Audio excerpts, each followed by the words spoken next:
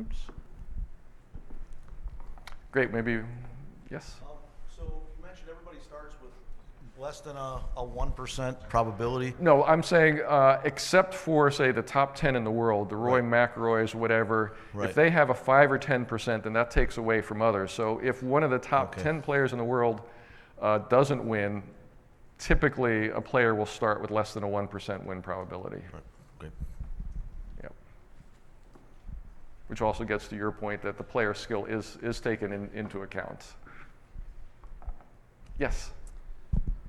For skill, what is the baseline? Is that world golf ranking or scoring average wins? How do you?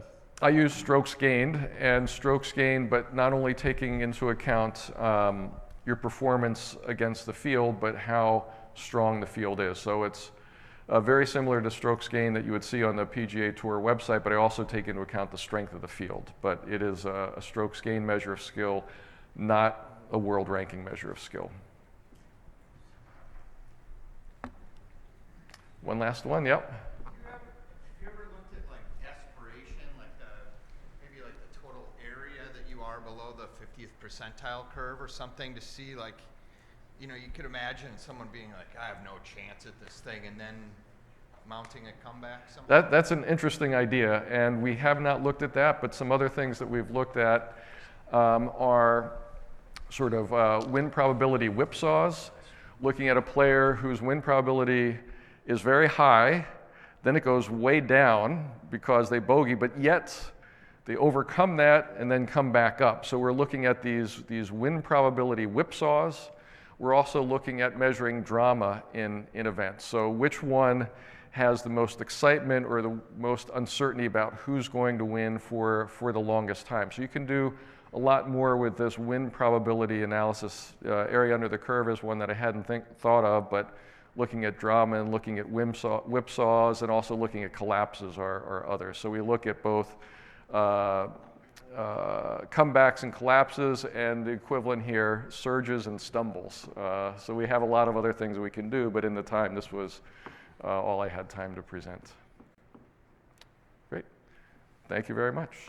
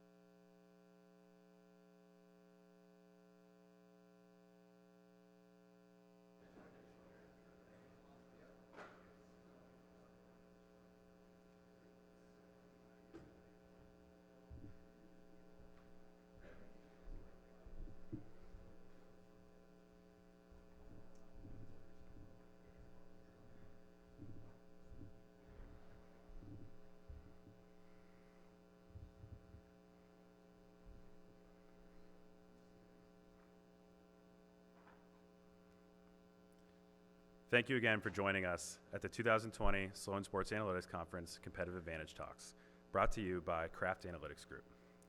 My name is Matt Kilby, and I'm a first-year MBA student at MIT Sloan, and it is my pleasure to bring to you our presentation, How Cricket Innovates at 100 Miles Per Hour, brought to you by OutSystems. When you're asking questions following the Competitive Advantage talk, please wait until you get the microphone to ask your question. Please join me in welcoming our speaker, Damian Smith, Head of IT, England and Wales Cricket Board, to the stage.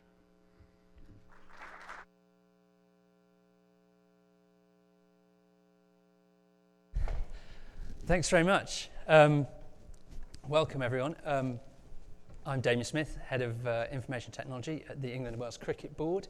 I'm going to talk to you today a bit about how we're solving a couple of problems. I'm going to define my terms, how we're solving what I'm going to call the analytics problem, and the other thing that we're solving is the IT problem, and that is how we go about delivering performance analytics and all technology to the world of cricket. We use 4 key technologies that I'm going to talk about. We're using cloud, big data, low-code apps, and artificial intelligence and machine learning. And we knit all of those things together to deliver incredibly quickly. So, are there any cricket fans in, so I can gauge my audience? There are some. Oh, that's more than I thought, right? And are there any cricket phobes or people who just don't know what cricket is or just don't?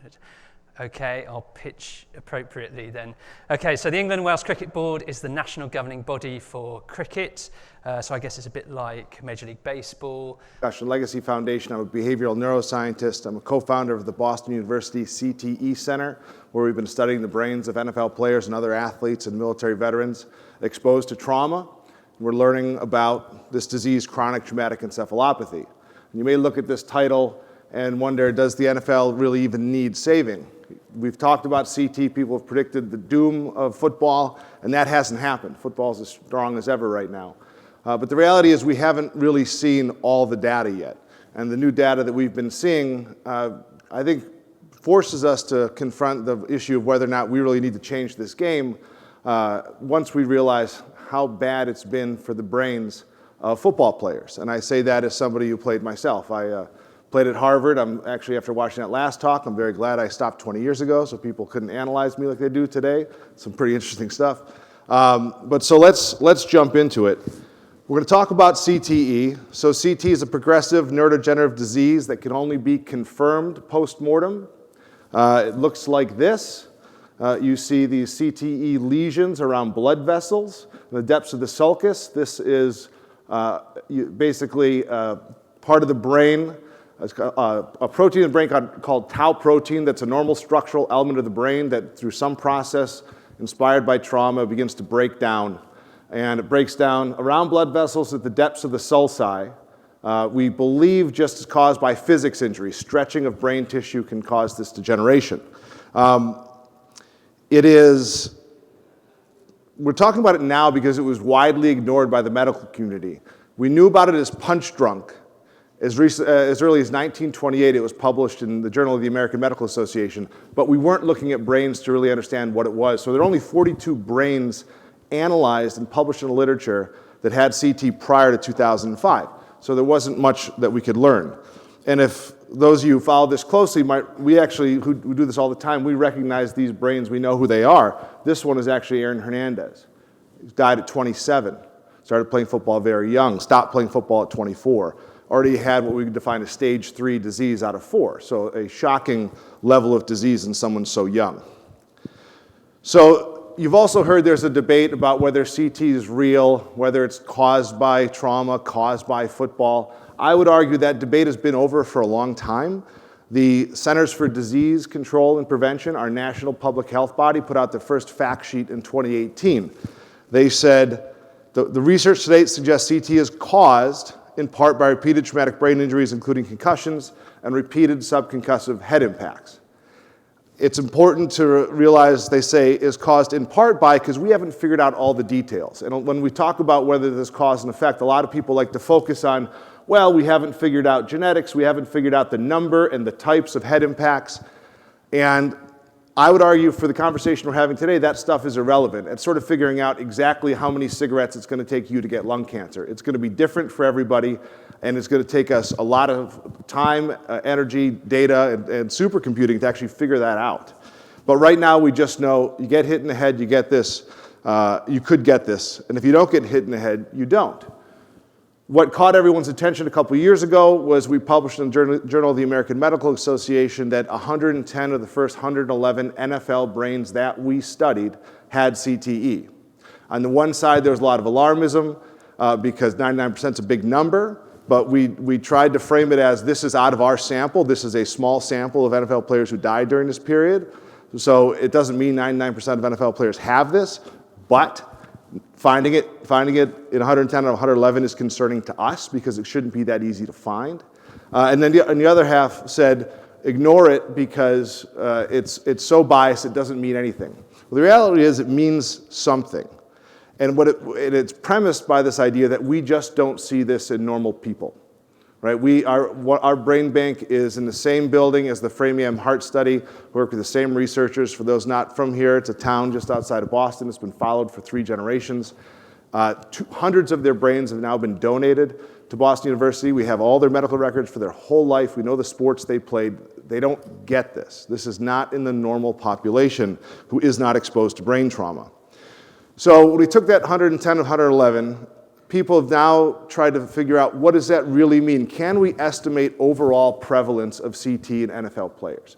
And one publication from 2 epidemiologists was very interesting in trying to predict what it could be, because the reality is we just don't know.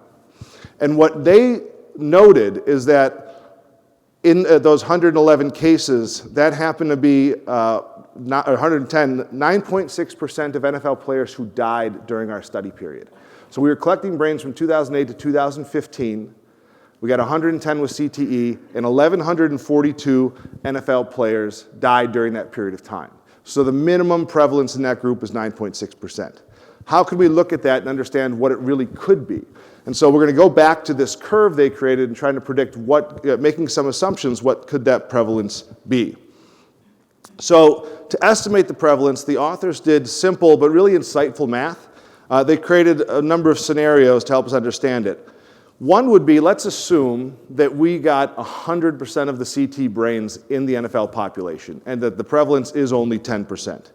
In that scenario, 100% of families with a loved one with CTE chose to donate, and then only 1 out of 1,032 families who did not have CTE chose to donate, right? We'll call them non-cases. So the prevalence would be only 10%, but you have to start to wrap your head around this idea that non-cases knew they were non-cases, and that the cases who had it were 1,000 times more likely to donate. Now let me add a little perspective to that. Doctors cannot confirm CT during life, as I mentioned. So if doctors can't diagnose CT, how are family members with no medical training right 99% of the time, right? That's sort of impossible. And to give context to that, the best Alzheimer's disease researchers in the world are only accurate maybe 80% of the time on a good day in diagnosing a disease that we've been studying for far longer around the world. And still in life, when you're told your grandmother has Alzheimer's disease, they're only right 80% of the time. And also layer on the idea that I've been the person calling families to get these brains, and especially at the beginning, and I did not reach dozens of families who had football players die of dementia during this time. And 100% of the brains of demented NFL players we've had have had CTE. So it's probably not just 10%. Well, how do we look at what it could be? So think of another scenario they put in there. Let's imagine families caught 20% of the cases. That means 110 really was 110 out of 550 who had CTE, and only 1 out of the 592 non-cases donated. Maybe a little more realistic. So in this scenario, the prevalence would be nearly 50%. But the curveball here is that in the scenario still, the CT-positive families would be 118 times more likely to donate than the non-CT families, right? We know there's got to be noise here. We know the families weren't right all the time. And I think so that this is something to think closely about. If CT families were 118 times more likely to donate, which is probably not true, the prevalence must be at least 50%. I'm the person who's talked to most of these families. It wasn't whether or not they thought, but they donated not because they thought their loved one had CT. They donated because I called. They donated because they believed in science and somebody in the family was a doctor. They donated for a million different reasons, but it was never just because they thought the person had CTE or didn't. And a lot of those families were actually donating saying, I want them to be a control. They never had concussions. I didn't notice any big symptoms. I wanted them to be a control, but they still had it. And so I think if you look at this data with a critical eye, it is very unlikely that the NFL CT prevalence is under 50%, right? If you just look at that 118 number, right, let's say we caught 20% of those cases, that means the minimum prevalence is 50%, but we're probably dealing with this little square here. It's probably my pointer's not strong enough.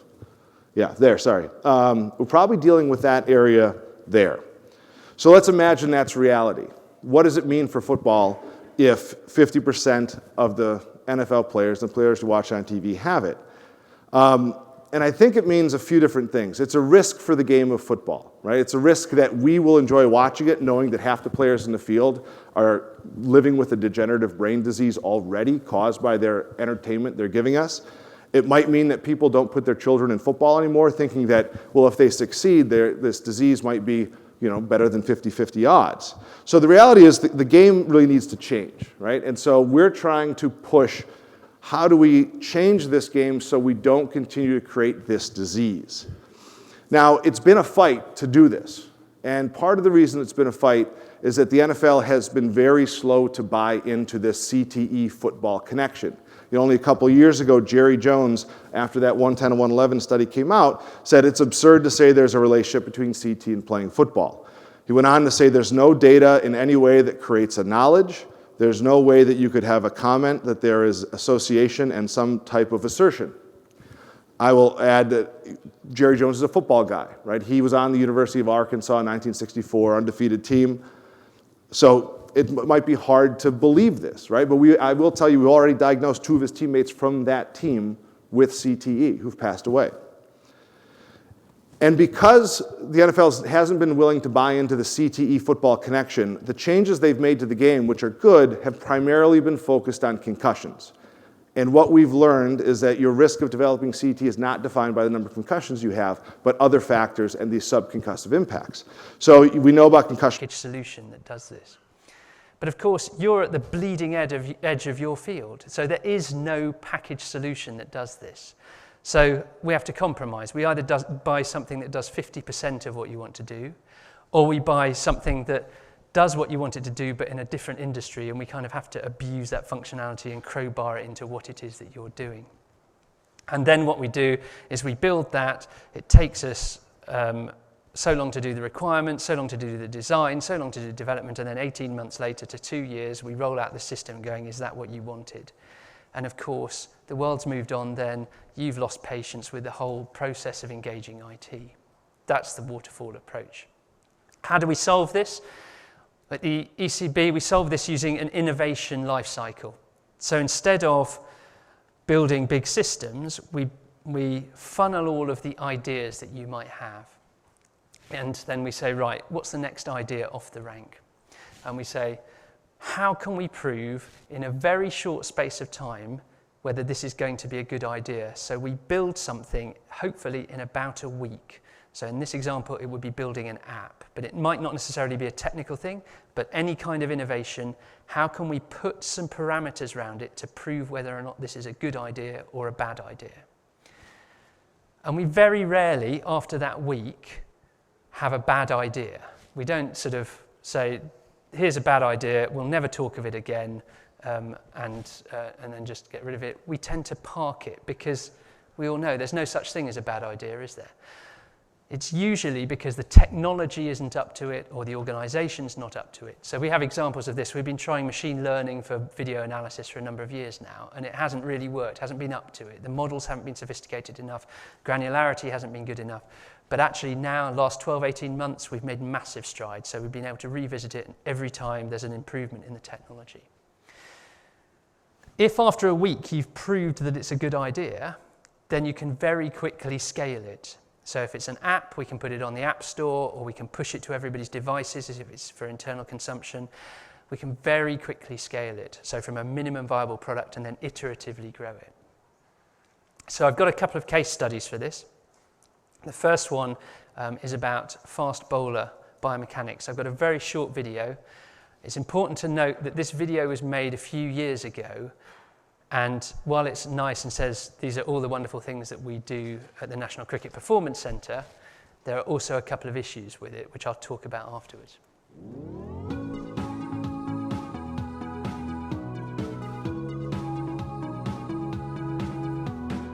We're at the National Cricket Performance Centre at Loughborough, and we're doing our annual Vicon testing, which is the gold star analysis sequence that we do with all of our up-and-coming young fast bowlers through the pathway, and also England Lions pace programme. The collections today are based on young players that we believe may have a future in an England pathway, and trying to get them at an early stage and then track their development through. From a coaching perspective, we're trying to make them bowl faster, or help them to bowl faster, and to have more craft. With trying to provide player-specific coaching programs from the research we do, then it will take them certain players that get access to it to the next level. We use a motion analysis system. It's a system which enables us to track 3D markers. It's allowed us to look at what fast bowlers look like. And one thing we have found is that there is a shape, but it's very individual. And now we're using that technology to build a model which allows us to put the individual on it and find out what they're capable of. Now that's really exciting, because if you think of coaching, we look at someone, sort of make an assessment, and then we try and work out where they can get to. And that's great, and through experience we're getting better at that, but there's nothing more effective than saying this is what they're capable of based on facts. You give myself some feedback on how my body's working when I'm bowling, where it works best and things like that. So I'm looking forward to seeing how it comes out.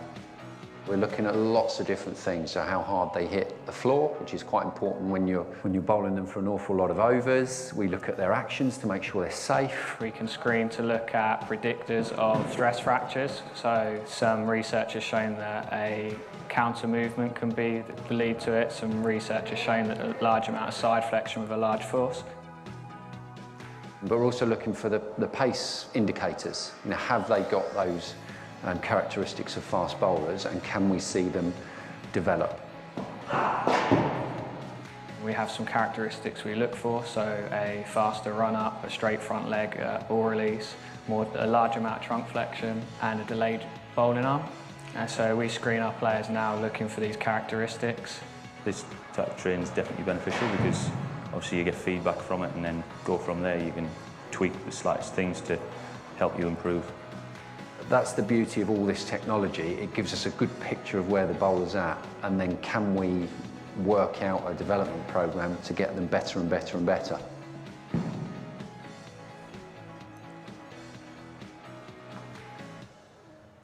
So that was the head of fast bowling, former head of fast bowling, Kevin Shine, or Shiny. I don't know if this happens in the States, but everybody's got a nickname. So that was Shiny and Feltsy. And they had a couple of challenges. The main problem here that you saw was that this is the annual Vicon testing. So we get the players once, if we're lucky, twice a year. They get all enthused about what they're capable of, all of this technology. And then what happens is they go back to their clubs, they go back to their teams, and they lose touch with our National Cricket Performance Centre. And worse than that, we get this difficult ongoing dialogue because they're not now within our kind of control, or they're not near us, within our proximity to talk with us.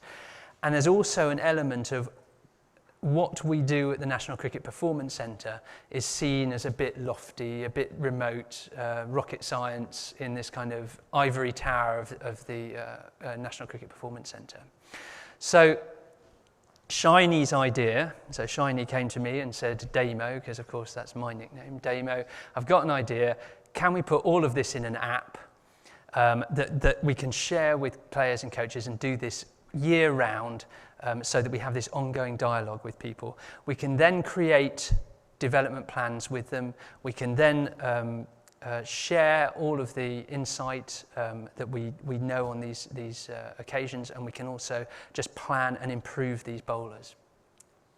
And then I guess we can get increasing engagement and understanding of what it is that we're doing with the leading edge research that we do.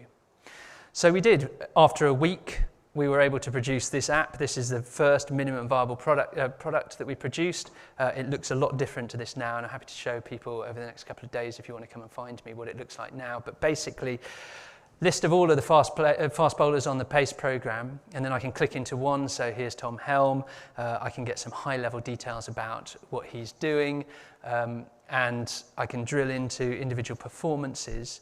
But crucially, there's this dashboard which has a number of KPIs about things that they were looking for. So you heard Feltzy talking there about chunk flexion and things like that, and you heard Shiny talking about pace.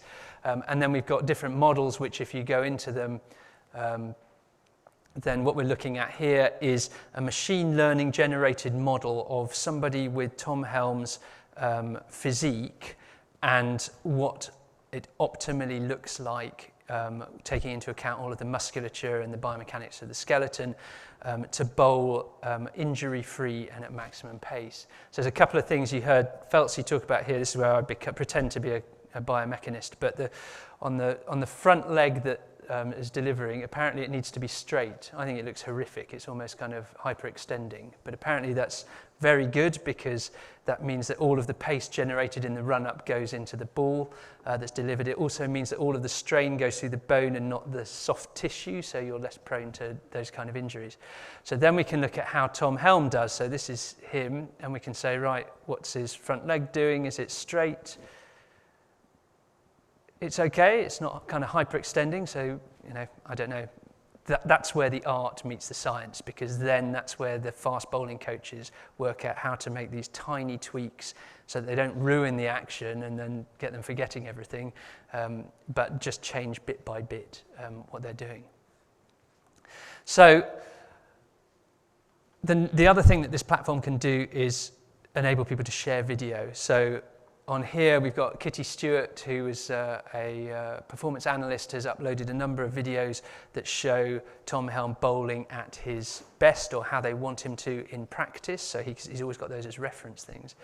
And then I guess the players can then upload their own video, and the coaches can from their net sessions, from their practice sessions, and then say, what do you think of this? He started falling over, or he started moving like this. Is that okay? And then they've got this all year-round engagement with us. So the project builds better athletes. One of the people that you saw in that clip from a few years ago was Sam Curran, who's now a regular in the England team. And we have this nice kind of pathway coming through of players that are playing. We have fewer injuries. We have lower costs, not only because of the fewer injuries, but also because of the time taken to market for a piece of IT. We get it in really quickly. It doesn't cost us that much money. And then we have better engagement with the research. I think I've got just enough time to do one more case study. A couple of observations there. Everybody wants an app after that. So head of spin bowling wants an app, but then you have to say, right, well, why? And I don't know, I just want an app and it looks nice. We have to be ruthless about the justification for it. Adherence to the process is everything. Sometimes we go for a week and we say, well, it's nearly proving what we want. Let's run it for another week. And then let's run it for another week. After 3 weeks, 4 weeks, we go, no, we've got to kill it, park it for a bit. There's plenty of other ideas to work on, so we'll do those. And then it's very easy to do with a room full of people like you who are growth mindset, incredibly keen to leave no stone unturned. Other parts of our organisation generously are a bit like the civil service and want to engage with IT in traditional ways. But we now have this growing portfolio of delivery to say this is the best way to deliver IT projects. One quick last piece that I'll cover. I've got about a minute left. There's a challenge in every sport, which is that getting players from professional game to an international standard, not everybody makes it. And there's lots of hypotheses for why this may be. It might be psychological, it might be to do with the stress and the environment and things like that, but there are other contributing factors, which it may be that you're just very good at professional cricket, but not good at international cricket because you're achieving all of your batting runs or your bowling wickets against pretty mediocre opposition. So if we could somehow weed out all of the non-international quality deliveries and look at your stats based on international quality delivery, then we would have a really good idea of how good you are and whether or not you're going to make it.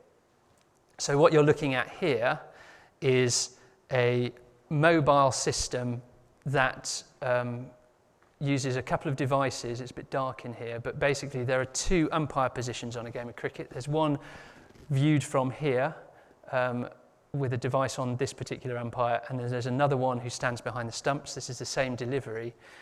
And then what's happening here is they've both got a device which is capturing the ball, and then in the spirit of that diagram I showed you, that goes straight up into the data lake. We use some clever artificial intelligence tools which then track what would have happened to that ball and then send it back down to the device. And I'm not sure if you can see here, what that's saying is that it tells you exactly where the ball pitched or bounced. It tells you exactly how fast it went at 77.9 miles an hour. It tells you how much it moved in the air, and it tells you how much it moved off the ground. And all that's happening there is that information is going up to the cloud and then coming back down to a low-code app. This has been built using all of the technology that we've said so far, but the crucial thing is that the device on those umpires is a mobile phone. So we built this for professional cricket, and actually everybody's got a mobile phone. So we might just have built something incredible for the recreational game, because now I can do this on a beach, I can do this in a car park, on a patch of land, and I've got this kind of high-level analytics. So what this means is we've proved all the technology here in this innovation life cycle. We've now got to work out all of the other subtle things about that, like, are the umpires holding the stuff in the right place? Have we got batteries that last long enough for a game of cricket? Have we got coverage to send this stuff up to the cloud? But they're all surmountable problems, so we will get there. And it's all part of this innovation life cycle. And crucially, the lesson that we've learned is that when you start off with one of these ideas, you don't always know where you'll end up. So we've started off here thinking we're going to solve something for professional cricket. We now find that we might have something incredible for grassroots cricket. And we have this nice trickle feed from the elite game through to the recreational game all the time. And what this has led to is the Amazonification, I call it, of the ECB. I probably ought to call it the Googleification. There's kind of things about Googlies in cricket, and also we do it all on Google Cloud Platform. But what I mean is we're becoming more evidence-based, more data-driven, and we're getting more used to failing and scaling in everything that we do. I was going to give you a couple of examples, but I've run out of time. I'm happy to talk about these things afterwards, but I've got a couple of examples where that's happening not in technology, but just the rest of the organisation, in the way that we engage children and in the way that we create new formats of the game to engage new people. But otherwise, I'm very happy to talk about any or all of the aspects of cricket at any stage. I'm here for the next couple of days. Very happy to talk to all of you, but thank you for your attention.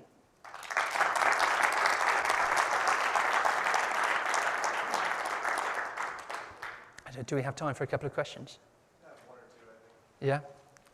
Sure. Do you guys do any analysis on the different types of pitches that are in England and the characteristics of them? Absolutely, yes. So the question was, do we do any analysis on the pitch type? Yes, we do. So all of that technology tells us the speed at which the ball hit the pitch, tells us the speed at which it left the pitch, all things like grass type, how many times you have to roll the pitch to get different kinds of surfaces to play on, and all of those things, because that's the big unknown in a cricket pitch, in a cricket match, is the quality of that pitch. Yeah. Hey, about halfway through the presentation, you talked about some computer vision advances you guys made in the past 12 to 18 months. Yeah. Could you go into a little bit more detail about what these certainly. things were? So what we do is we take an entire day's play, which we then slice up into individual deliveries. Now, we used to have a human doing that, and we still do have a human doing that. Very often they would be a sports science and medicine undergraduate who wanted to get into Premier League football, tried to and failed, tried to get into Premiership rugby, failed, and now they find themselves at a 4-day rain-affected match in Derby after lunch, kind of falling asleep and then thinking, just what happened? So now what we've done is repurpose some Google DeepMind models, which we kind of test for a number of different things, which if those things happen, then we can say a delivery started a number of seconds earlier, and that's more accurate now than a human can code it. So the next thing's asked from video without using kind of triangulation. We can tell. Scans, we're about to recruit for a second generation tau PET leg and blood test, spinal fluid looking for this abnormal tau, neuropsych test looking for different brain function than other neurodegenerative diseases. So we basically just have to do the work because no one had done it before. And publications will be coming that'll continue to refine what it is. Yes? So we don't have anything that'll stop the disease from progressing, but that's like every other neurodegenerative disease. So what we tell people, and we have a huge program focused on, CT is not a death sentence. You don't have to, you're not going to commit suicide. You can get help for your symptoms, right? We're not trying to, we try to be real about it. We're talking about prevention because it can be horrible. But we also, if you think you have it, we try to message, you can treat the symptoms, you can still live a good life with it. And so we're trying to help those families, but we don't have a lot of great concrete things you can do besides go to a doctor, treat the symptoms, and stay part of life. There's one back there. Yeah, great presentation. Is there capacity to present this to like public school boards maybe and to like get the message out that way, or is the primary goal currently to solidify the research to go for lobbying and take that route? We're trying to do sort of global education on this, and we're doing the same conversations in Australia right now. We diagnosed our collaborators, the first Australian Football League players, and they have tackled really young there, and we're trying to say, do it older. Going school to school is very difficult. Very few people are willing to make this cultural change, and it would be just too slow for I got a team of 12. So we have supported bills in Massachusetts and New York and California and Illinois to have national or state conversations around should we ban it before 12. And we've gotten them out of committee. Like the scientists get it, but we're also dealing with the most profitable sport in the country and the most popular sport in the country. And the NFL can outspend us on this, and I didn't mention it, but the NFL's put $200 million into recruiting children to youth tackle football since 2000, right? So we're just sort of outgunned. And school board to school board is very difficult. There and then in the back. There was just a publication that came out last week that said banning three-point stance would help. And I actually missed that doctor's call who did that publication last night, but I need to talk to him. So we're going to start talking about how we retrain kids to play and how we retrain coaches to teach. Yep. Thanks for the talk. You quote age 14 as sort of a magic number, but you've said that you don't really have any data from anyone pretty much under the college age. So where does that number come from? So we do have 50-some brains of people before that played just through high school, and we do have 20% or so, I think, that have CTE. The 14 age is both a football question and a public health question, but you come to that not through just science, but it's like choosing what age is the right age for people to start driving, right? It's a cultural question of risk-benefit. And what are the needs there? What's different about high school football, it is almost always regulated by the state. The coaches are almost always paid.